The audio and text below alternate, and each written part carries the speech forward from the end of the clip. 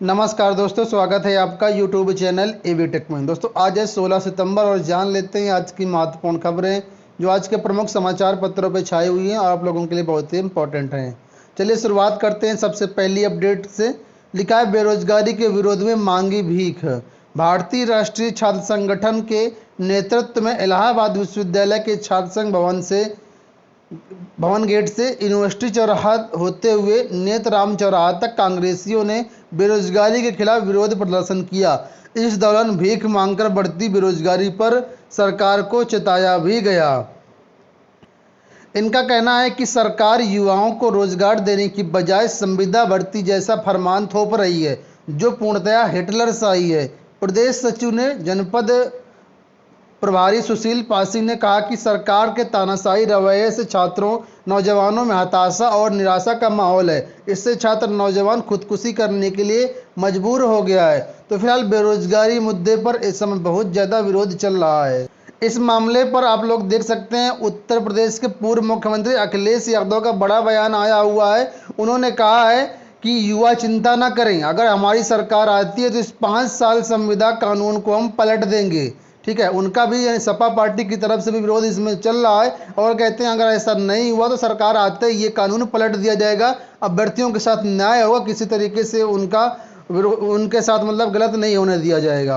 69,000 शिक्षक भर्ती की बात कर लेते हैं। 69,000 शिक्षक भर्ती में आप लोग जानते हैं पेपर लीक धांधली के मामले में मायावती जो था फरार चल रहा था। एसटीएफ जांच कर रही थी, खोजबीन कर रही थी, लेकिन इसको गिरफ्तार नहीं कर रही थी। तो मायावती दुबे ने एसटीएफ को घनचक्कर बना करके रख दिया। यहाँ पर आप लोग देख सकते हैं लिखा है कि 69,000 शिक्षक भर्ती परीक्षा पास करने के मामले में वांछित मायावती एसटीएफ को चकमा देकर कोर्ट में सरेंडर कर दिया और जमानत पर रिहा भी हो गया। उसके मायाजाल में एसटीएफ घनचक्कर बनकर रह गई है।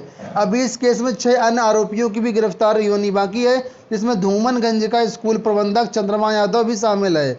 एसटीएफ आरोपियों की धरपकड़ में लगी हुई है। तो कहने का मतलब ये इतने दिन से एसटीएफ इसकी खोजबीन कर रही थी, खोजबीन नहीं कर पाई।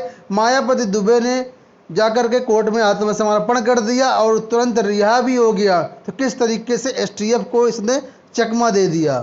एक नया और आदेश आपने पढ़ा होगा, अगर नहीं पढ़ा तो हमारे एबी टेक चैनल पर पोस्ट पड़ी हुई, यहाँ पर आप लोग दे सकते हैं कि स्वास्थ्य विभाग में 50 साल से जितने ज़्यादा उम्र के अधिकारी होंगे, नौकरी करने वाले लोग होंगे, उनको सरकार रिटायरमेंट कर रही है। जबरन रिटायरमेंट के आदेश जारी कर दिए गए हैं, आप लोग पोस्ट में जाकर के पढ़ सकते हैं। वही यहाँ पर भी अपडेट आई है कि 50 साल से अधिक उम्र के बाबुओं की छटनी के आदेश जारी। डीएलएड 2020 की बात कर लेते हैं। इनका परीक्षा नहीं होने से शून्य होगा डीएलएड सत्र। आप लोग जानते हैं स्नातक की परीक्षाएं अभी तक नहीं हो पाई हैं, अंतिम वर्ष कहीं कहीं शुरू हुई हैं, लेकिन रिजल्ट कब आएगा, कब क्या होगा। ऐसे में डीएलएड 2020 के फॉर्म कब भरा जाएंगे, कब एडमिशन होगा। ऐसे में पीएनबी का कहना है कि अगर समय से सब कुछ नहीं होगा तो फिर डीएलएड सत्र को शून्य भी किया जा सकता है। आपको बताते हैं डीएलएड 2020 के लिए जो फाइल है शासन के पास लंबित है, लेकिन शासन से अभी तक इसमें कोई निर्णय नहीं लिया गया है। बात कर लेते हैं पीसीएस 2018 की। लिखा है पीसीएस की प्रतीक्षा सूची जारी करने की फिर उठी मांग। आप लोग जानते हैं पीसीएस 2018 में कई सारे पद खाली जाने की संभावना, क्योंकि इससे पहले अभी आईएएस का रिजल्ट जारी हुआ है और पीसीएस 2019 भी इसमें हो चुका है। तो अभ्यर्थियों का कहना है कि बहुत से ऐसे अभ्यर्थी हैं जिनका अन्य उच्च पदों पर चयन हो गए, वो पीसीएस में नहीं ज्वाइन करेंगे और इसलिए प्रतीक्षा सूची जारी की जाए। तो अभ्यर्थी प्रतीक्षा सूची जारी करने की लगातार मांग कर रहे हैं।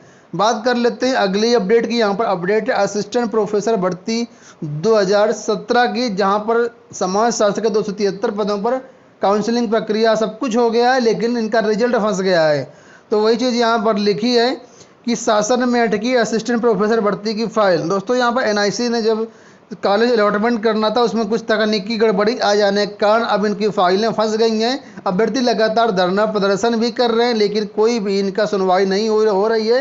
अब आयोग का कहना है, निदेशालय का कहना है कि कोई तीसरा रास्ता निकाला जाएगा और 1 हफ्ते के अंदर इस तीसरे रास्ते निकाले जाने की संभावना है। लोक सेवा आयोग की बात कर लेते हैं। लिखा है ज्वाइन नहीं करना चाहते हैं तो वापस ले सकते हैं अपना नाम। आप लोग जानते हैं एसीएफ आरएफओ के इंटरव्यू समाप्त हो चुके हैं, फाइनल रिजल्ट जारी होना है। अभी हाल ही में पीसीएस का रिजल्ट आया हुआ है। तो कई ऐसे अभ्यर्थी जिनका पीसीएस में चयन हो गया, आईएएस में चयन हो गया है, तो ऐसे में कहा गया कि जिन अभ्यर्थियों का उच्च पदों पर चयन हो गया है और एसीएफ आरएफओ में ज्वाइन नहीं करना चाहते तो अपना नाम वापस ले ले, जिससे नीचे मेरिट वालों का इससे फ़ायदा हो जाए। तो जो भी अभ्यर्थी हैं जिनका एसीएफ एआरओ 2017 में नाम है, जिन्होंने इंटरव्यू दिया हुआ है, वो लोग अपना अभ्यर्थन वापस ले सकते हैं। इसके लिए 19 सितंबर 2020 लास्ट डेट रखी गई है। अगली अपडेट भी लोक सेवा आयोग को लेकर के है। लोक सेवा आयोग ने 3 सीधी भर्ती के इंटरव्यू का कार्यक्रम जारी कर दिया गया है। यहाँ पर कौन कौन सी भर्तियाँ वो देख लीजिए। 28 सितंबर से 1 अक्टूबर तक ये साक्षात्कार होने हैं। इसमें से राजकीय इंटर कॉलेज में पुरुष शाखा के कई सारे प्रवक्ता पदों पर इंटरव्यू है, वहीं पर महिला शाखा के अंतर्गत कॉमर्स का इंटरव्यू है। इसके अलावा दोस्तों यहाँ पर एक और पद है प्राविधिक शिक्षा विभाग के अंतर्गत प्रवक्ता प्लास्टिक मोल्ड टेक्नोलॉजी, इसका भी पद है। 30 सितंबर को इसका भी इंटरव्यू होगा। इसके अलावा एक और पद है पशुपालन विभाग के अंतर्गत पशु चिकित्सा अधिकारी का, इसका 1 अक्टूबर को इंटरव्यू होना। 27 पद इसमें है। तो कहने का मतलब इसके इंटरव्यू का शेड्यूल जारी कर दिया गया है। संबंधित अभ्यर्थी अपना वेबसाइट से शेड्यूल जाकर के डाउनलोड कर सकते हैं। पॉलिटेक्निक परीक्षा की बात कर लेते हैं। कल पॉलिटेक्निक प्रवेश परीक्षा थी। इसमें लगभग 50% से कम अभ्यर्थियों ने यहाँ पर पार्टिसिपेट किया। बात हो रही है प्रयागराज की। लिखा है प्रयागराज में 12 केंद्रों पर प्रवेश परीक्षा का आयोजन होना था, लेकिन कोरोना का खौफ यहाँ पर दिखा। सुबह पाली में 40% और दूसरी पाली में 45% परीक्षार्थी उपस्थित रहे। लगभग देखा जाए तो यहाँ पर 50% से कम अभ्यर्थियों ने परीक्षा दी। एक और अच्छी अपडेट की बात कर लेते हैं। लिखा सुदूर क्षेत्रों में स्थानीय शिक्षकों को मिलेगी तैनाती। सब कुछ योजना के अनुसार रहा तो शहरी क्षेत्र के अध्यापकों को अब दूर दराज के गाँवों में अध्यापन के लिए नहीं जाना पड़ेगा। शिक्षक समय से स्कूलों में पहुंचे, इसके लिए शासन नई नीति बना रहा है। इसमें सुदूर ग्रामीण इलाकों में स्थानीय शिक्षकों की तैनाती में वरीयता दी जाएगी। कहने का मतलब सरकार एक नई योजना बना रही, नई शिक्षा नीति बना रही है। इस योजना के अनुसार जो ग्रामीण क्षेत्र में ज्वाइनिंग होती है शहरी क्षेत्रों के युवाओं की, वो अब नहीं होंगी, स्थानीय शिक्षकों को वरीयता दी जाएगी। तो ये एक अच्छी बात है अगर ये सारी चीज़ें लागू हो जाती हैं तब। एपीएस 2010 धांधली की बात कर लेते हैं। आप लोग जानते हैं लोक सेवा आयोग में सीबीआई जांच कर रही थी। इसमें दोस्तों कई सारे सीबीआई को सुराग मिले हैं। लिखा अर्हता ना पूरी करने वालों को भी नियुक्ति। एपीएस भर्ती 2010 में कई ऐसे अभ्यर्थियों की अर्हता पूरी नहीं थी, फिर भी उनकी नियुक्ति दे दी गई। तो यहाँ पर लिखा है कि अब अपर निजीव सचिव 2020 में नियमों को दरकिनार कर अफसरों के रिश्तेदारों को नियुक्ति देने का खेल भर्ती के हर चरण में हुआ है। केवल हिंदी अशुल्पिक परीक्षा में ही गलतियों को नज़रअंदाज नहीं किया गया, बल्कि कंप्यूटर सर्टिफिकेट की अर्हता पूरी न करने वालों को भी नियुक्ति दे दी गई। तो कहने का इस भर्ती में व्यापक रूप से भ्रष्टाचार हुआ है। सीबीआई इसकी जांच कर रही, कई सारे सीबीआई को सबूत मिले हैं। बात कर लेते हैं असिस्टेंट प्रोफेसर भर्ती 2020 के बारे में। आप लोग जानते हैं असिस्टेंट प्रोफेसर भर्ती 2020 के अंतर्गत 3900 पदों पर भर्तियां आनी है, लेकिन पहले चरण का जो अधियाचन है वो तो पहुंच चुका है अभी तक, लेकिन विज्ञापन जारी नहीं हुआ। तो कई ऐसे अभ्यर्थी हैं जिन्होंने हाई कोर्ट में रिट डाली थी, और ये सूचना पहले भी मैंने आपको दिया था कि अभ्यर्थी रिट डालने जा रहे हैं। तो कुछ अभ्यर्थियों ने रिट डाली थी कि भर्ती जल्द से जल्द विज्ञापित करा जाए, तो हाईकोर्ट ने ये रिट खारिज कर दी है। हाईकोर्ट का कहना है कि पदों को भरना ना भरना ये शासन का काम है, हम इसको बाध्य नहीं कर सकते हैं। यहाँ पर लिखा है कोर्ट ने कहा कि याचिकों को ऐसी मांग करने का विधिक अधिकार नहीं है। सरकार को प्रशासनिक आर्थिक नीतियों के चलते पदों को भरने या न भरने का अधिकार है। सरकार चाहे तो पद समाप्त कर सकती है, घटा सकती है, या फिर खाली पदों को भर सकती है। ठीक है, तब तक इसे चुनौती नहीं दी जा सकती जब तक सरकार का फैसला दुर्भावनापूर्ण हो, या विवेकाधिकार का प्रयोग ना किया गया हो, या अन्य कारणों से प्रभावित होकर के कारण ना किया जा रहा हो। तो कहने का मतलब है कोर्ट ने ये रिट खारिज कर दी है। अब दोस्तों ये रिट किसकी थी, तो यहाँ पर लिखा है, आप लोग देख सकते हैं कि सौरभ कुमार सिंह और अन्य की याचिका थी, जिस पर न्यायमूर्ति विवेक अग्रवाल ने फैसला दिया है, और इस याचिका की सुनवाई कर सत्येंद्र त्रिपाठी जी अधिवक्ता थे इनके।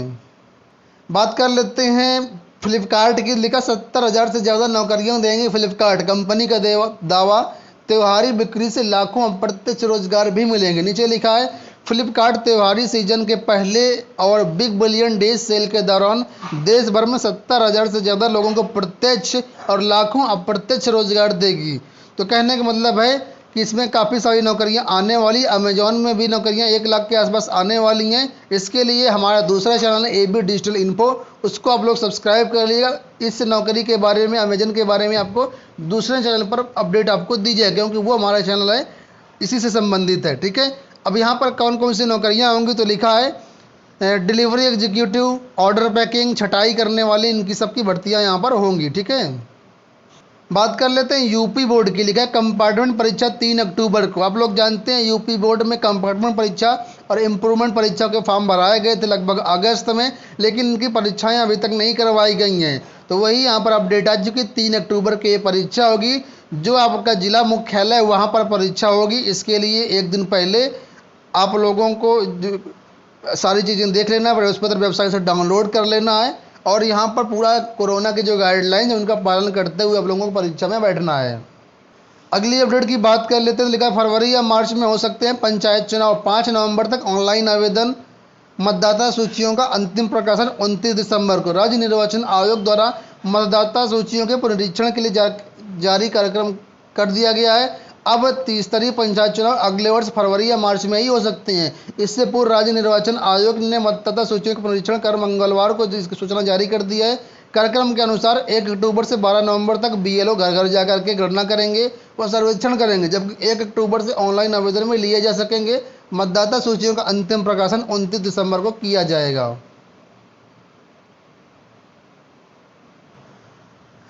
अगर देखा जाए तो यूपी SSSC में बहुत सारी भर्तियां लंबित पड़ी हुई, लेकिन सरकार इस पर ध्यान नहीं दे रही है, नए नए फरमान लेकर के आ रही है। यही कहना है आम आदमी पार्टी का। लिखा है आम आदमी पार्टी ने सरकार को कहा है कि सरकार की नौकरी देने की मंशा नहीं। अधीनस्थ सेवा चयन आयोग में 19 भर्तियां परीक्षाएं लंबित हैं, लेकिन उसे पूरा करने को लेकर सरकार कुछ नहीं कर रही। यदि ऐसा ही रहा तो पार्टी जल्द ही युवाओं के साथ सड़कों पर उतरेगी। तो ये हो गई दोस्तों आज की पूरी अपडेट। आशा करते हैं वीडियो पसंद आया होगा। वीडियो पसंद आए तो वीडियो को लाइक और शेयर कर दीजिए। चैनल को सब्सक्राइब ना किया, चैनल को सब्सक्राइब भी कर लें। धन्यवाद।